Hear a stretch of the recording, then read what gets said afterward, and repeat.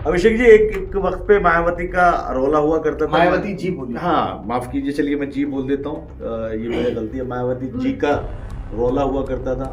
चंद्रशेखर जी को भी जी लगाने की जरूरत है। राय आपको ये सजेस्ट कर मैं रहा हूं। आपकी राय सर माथे पे रखता हूँ, लेकिन वही कॉन्स्टिट्यूशन मुझे आजादी देता है कि देता मैं है, अपना नाम बिल्कुल, किसी भी सुनिए, तरह से सुनिए, इस्तेमाल वो करूँ। आप कर सकते हैं। हाँ, लेकिन हमारे जिस्म की मिट्टी इसी जमीन की है।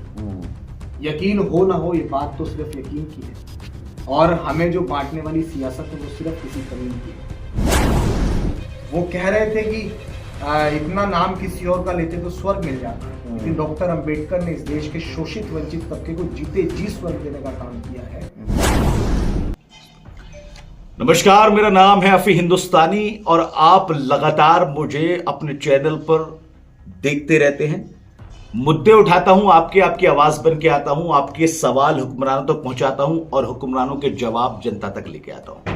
मेरे साथ आज वो शख्सियत है जो अभिषेक जाटव के नाम से जानी जाती है। क्या है अभिषेक जाटव में खास? कैसे बनी अभिषेक की ऐसी पहचान कि उनके लाखों दीवाने और लाखों उनके साथ चलने वाले लोग हैं? थोड़ा सा बातचीत करके समझने की कोशिश कर लेते हैं। अभिषेक जी, बहुत बहुत स्वागत आपका मेरे प्रोग्राम में। बहुत धन्यवाद। सवाल की शुरुआत की, घुंघराले बाल, दाढ़ी हल्की फुल्की, स्टाइलिस्ट आपका लुक और सोच आपके अम्बेडकर वाली। कहाँ से आता है ये जज्बा और कहाँ तक जाएगा ये जज्बा? देखो, सबसे पहले क्योंकि मैं एक नौजवान हूँ, हाँ, और मुझे देश में बहुजन शायर के नाम से जाना और पहचाना जाता है। बहुत बढ़िया।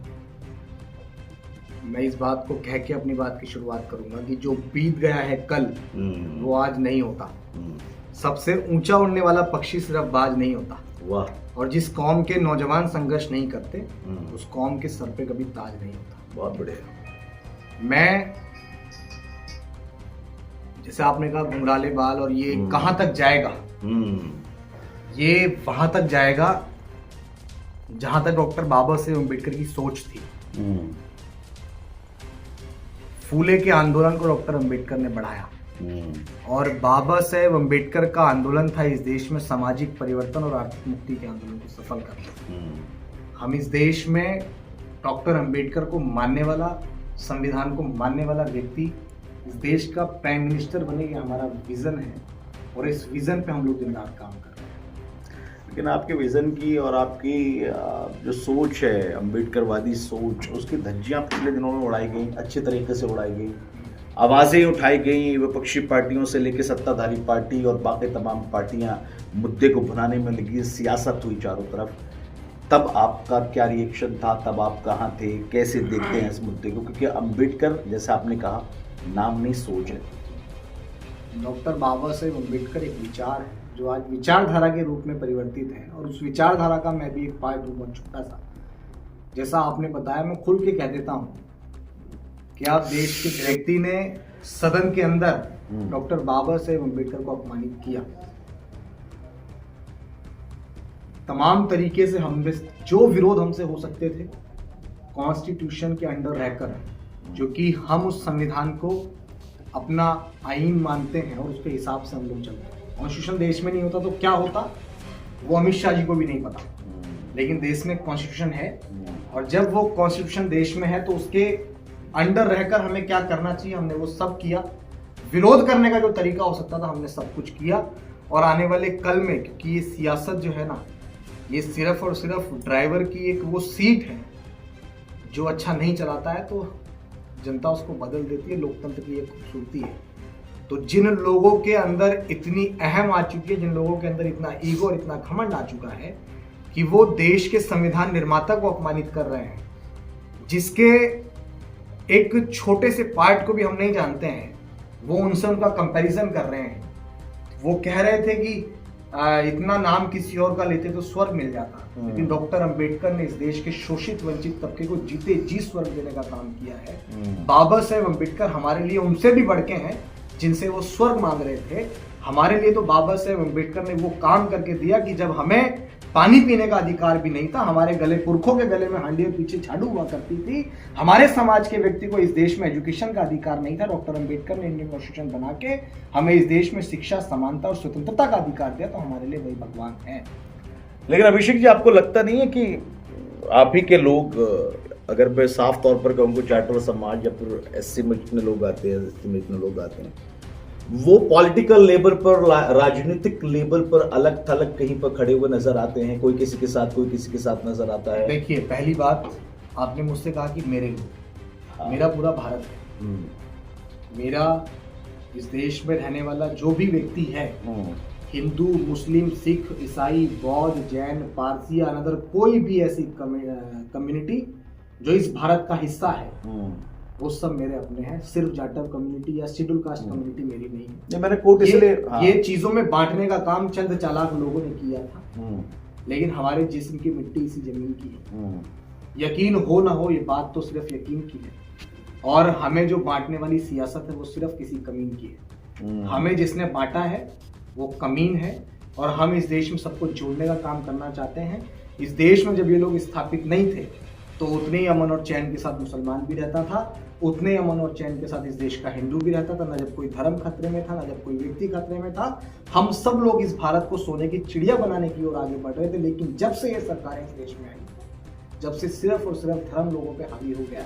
ये सरकारें मतलब बीजेपी की सरकार? बिल्कुल, मैं तो क्लियर कट कहता हूँ, भारतीय जनता पार्टी की सरकारें ही नहीं, इस देश के लोकतंत्र के लिए जितना भाजपा खतरनाक है उतना ही कांग्रेस पार्टी भी खतरनाक रही। कांग्रेस पार्टी वो पार्टी है जिसने डॉक्टर अंबेडकर को, आज जब वो राहुल गांधी और प्रियंका गांधी जी वो नीला सूट बूट और साड़ी पहन के डॉक्टर बाबा साहेब अंबेडकर के नाम पे सियासत कर रहे थे, तब हम जैसा व्यक्ति उनसे पूछता है कि बाबा साहेब अंबेडकर को जीते जी आपने सम्मान नहीं दिया, मरने के बाद भी आपकी सरकारें थी, आपने डॉक्टर बाबा साहेब अंबेडकर को भारत रत्न नहीं दिया, इस देश की शेड्यूल कास्ट कम्युनिटी के लिए आपने प्रमोशन में रिजर्वेशन नहीं दिया, आपने इस देश में पूर्ण रूप से स्टेट कॉन्स्टिट्यूशन को लागू नहीं किया, तो जितना इस देश के शोषित वंचित तबके को खराब करने की जिम्मेदारी, रिस्पॉन्सिबिलिटी भाजपा की अपनी कांग्रेस की भी है। अभिषेक जी, एक वक्त पे मायावती का रौला हुआ करता था। मायावती जी बोलिए। हाँ, माफ कीजिए, चलिए मैं जी बोल देता हूँ, ये मेरी गलती है। मायावती जी का रौला हुआ करता था। चंद्रशेखर जी को भी जी लगाने की जरूरत है? मायावती जी अगर आप लगाएंगे तो मुझे ऐसा लगता है कि नहीं, मैंने लगा दिया, मैंने गलती मान ली वो अपनी। मैं ये पूछ रहा हूँ, चंद्रशेखर को भी पीछे जी लगाने की जरूरत है? जी लगाइए। ठीक है, चंद्रशेखर जी भी खड़े हो गए अब तो मैदान में। तो किधर जा रहे हैं फिर ये दोनों में से? किसके पास में कौन? मैं आपकी बात को अब बताता हूँ। वर्तमान में हमने एक मुद्दा छेड़ा हुआ है। मैं 28 महीने के लिए अपने घर को छोड़ के बाहर, मुझे 6 महीने लगे अपने घर, और मैंने एक आंदोलन छेड़ा जिसका नाम है बहुजन जागो मार्च। ठीक है, उसका विजन है अम्बेडकरी नेता साथ में आओ।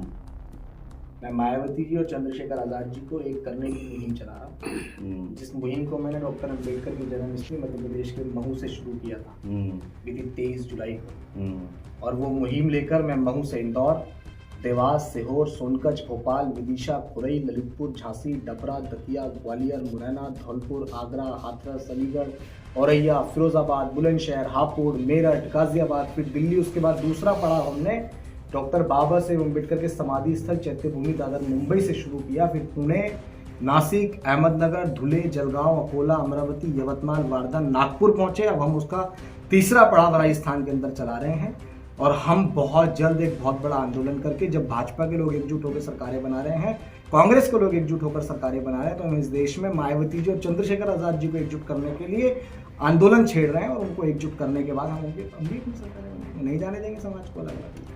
हमारे जैसा कार्यकर्ता है, आ जाएंगे दोनों साथ में। अगर मैं अभी तो एक दूसरे के बिल्कुल विरोध में नजर आते हैं दोनों के दोनों। मायावती जी की सियासत जो है चंद्रशेखर आजाद ने ऊंचे लेवल से बहुत नीचे ला दी, क्योंकि उनकी कोई भी विधायक नजर नहीं आते। अब लड़ते हैं तो फिर मन से नहीं। मैं आपकी जानकारी के लिए बता दूं कि चंद्रशेखर आजाद जी ने पार्टी 2020 में बनाई। कब बनाई? 2020 में।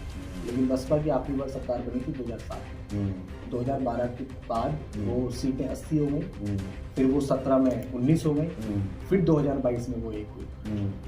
तो मैं आपसे, अगर आप ये कॉट कर रहे हैं क्वेश्चन, हालांकि ना तो मैं part of the Chandrashekhar Azad ji हूँ, ना मैं part of the Mayawati ji हूँ, मैं तो इन दोनों को कोर्ट इसलिए, देखिए सुनिए, मैं इन दोनों को एकजुट करने का काम कर रहा हूँ। आप एकजुट करिए, लेकिन अभिषेक जी आपको तो मानना पड़ेगा ना कि दोनों एक दूसरे के बिल्कुल विरोध में खड़े हुए नजर आ रहे हैं। जहाँ आप देखेंगे ना, जहाँ पे आपको चंद्रशेखर जी की पार्टी के लोग नजर आएंगे, कार्यकर्ता नजर आएंगे, वहां पे मायावती जी की पार्टी के कार्यकर्ता बिल्कुल नदारद नजर आएंगे आपको। हाँ बिल्कुल नजर दोनों आएंगे। दोनों अलग हैं। तो जब ये सुनिए मेरी बात, जब समाज के अंदर ये विखंडन हुआ तभी तो मुझे अपने घर से निकल के समाज के पीछे कहने की जरूरत पड़ गई ना कि इन दोनों को एकजुट करना पड़ेगा, नहीं तो ये दीवार बहुत लंबी खाई बन जाएगी। तो वही और जब ये लंबी खाई बन जाएगी तो इसमें समाज का नुकसान होगा। मैं वही पूछ रहा हूँ, आपने इतने शहरों इतने गांव कस्बों के नाम लिए, मैं पूछ रहा हूँ इसका फायदा अभी तक, क्योंकि आप तीसरे दौर इसका फायदा आपको दिल्ली के अंदर जंतर मंतर, दिल्ली के अंदर जब हम लोग रामलीला मैदान को भरेंगे और अपने नेताओं को कुर्सी लगा के उनको इनवाइट करेंगे और जनता के कहने पे जब वो नहीं आएंगे, बहुत जल्दी हम लोग इस पे प्लान कर रहे हैं। मुझे दिल्ली के अंदर अभी लगेगा, इसमें कम से कम 7-8 महीने या साल भर का समय भी लगेगा।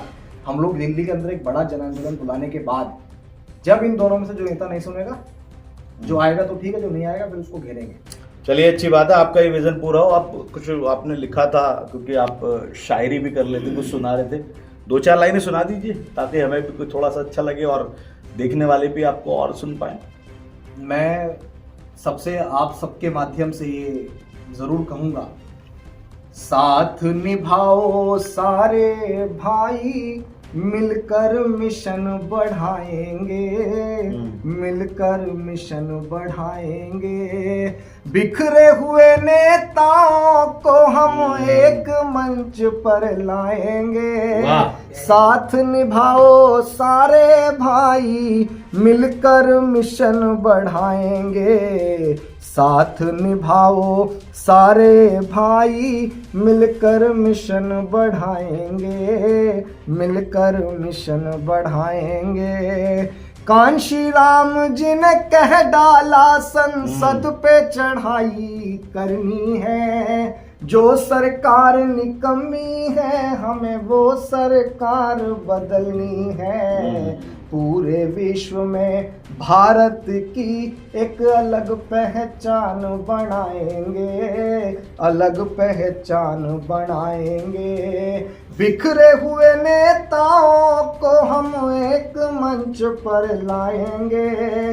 साथ निभाओ सारे भाई, मिलकर मिशन बढ़ाएंगे। 100 में 90 शोषित हैं और शोषित ने ललकारा है। धन धरती और राजपाट पे 90 भाग हमारा है। बहुत बढ़िया। इस भारत को जिसने लूटा, उसको सबक सिखाएंगे, उसको सबक सिखाएंगे। बिखरे हुए नेताओं को हम एक मंच पर लाएंगे। साथ निभाओ सारे भाई, मिलकर मिशन बढ़ाएंगे। सोने की चिड़िया का भारत हमको फिर से बनाना है। सोने की चिड़िया का भारत हमको फिर से बनाना है। दिल्ली की गद्दी का तख्तो ताज हमें हथियाना है। सपना हमारा लाल किले से हम झंडा फहराएंगे, हम झंडा फहराएंगे। बिखरे हुए नेताओं को हम एक मंच पर लाएंगे। साथ निभाओ सारे भाई, मिलकर मिशन बढ़ाएंगे। बिखरे हुए नेताओं को हम एक मंच पर लाएंगे, एक मंच पर लाएंगे। कि जुल्मों सितम कितने हुए हम पर, एहसास तब से अब तक का है। अपने पुरखों का अपमान भूले नहीं है हम, याद तब से अब तक का है। और सारा हिसाब वो ताज पहन कर लेंगे। हमारा लक्ष्य दिल्ली की गद्दी तक का है। बहुत बढ़िया। चलिए आपको ताज मिल जाए, यही हमारी। तो बहुत बहुत शुक्रिया आपका यार अभिषेक। आपका तरन्नुम, आपकी आवाज, आपका अंदाज, सारी चीजें बहुत लाजवाब है। और मैं आपको अग्रिम बधाई देता हूं कि आप जो है अपने मिशन को जो लेके चलें, मायावती जी को और चंद्रशेखर जी को एक पटल पे लेके आए, तो फिर हमें भी लगेगा कि अभिषेक ने वाकई मेहनत की और अभिषेक की टीम ने वाकई कड़ी मेहनत करके वो कर दिखाया जो नामुमकिन सा अभी तक नजर आ रहा है। हम उसको करेंगे बिल्कुल। मैं आपको एक सजेशन जरूर देना चाहूंगा जी। जैसा शुरू में आपने कहा था, आपने अपने चैनल का किस तरह से इंट्रोड्यूस किया, एक बार दोबारा आप करें। सर मैं पता है हर बार अलग तरीके से करता नहीं हूं। नहीं हाँ। मैं कौन हूँ, मतलब आपने शुरुआत में कहा ना। मेरा नाम अफी हिंदुस्तानी है और आप देख रहे हैं मेरा चैनल, खास चैनल जिसमें लगातार बहुत धन्यवाद। अब मैं आपसे पूछता हूँ कि क्या आप इंडियन कॉन्स्टिट्यूशन को मानते हैं? नहीं, बिल्कुल अगर नहीं मानता तो शायद यहाँ पर नहीं होता और होना भी नहीं चाहिए लेकिन मुझे। कॉन्स्टिट्यूशन के अंदर कहीं भी हिंदुस्तान नाम का शब्द नहीं है। हाँ, ये बात आपकी ठीक हो सकती है। आपको इंडिया दैट इज भारत, नहीं, दैट इज वही ऐसा एक इंडियन कॉन्स्टिट्यूशन को मानने वाला छोटा सा व्यक्ति, मैं आपकी राय आपको ये सजेस्ट कर मैं रहा हूं।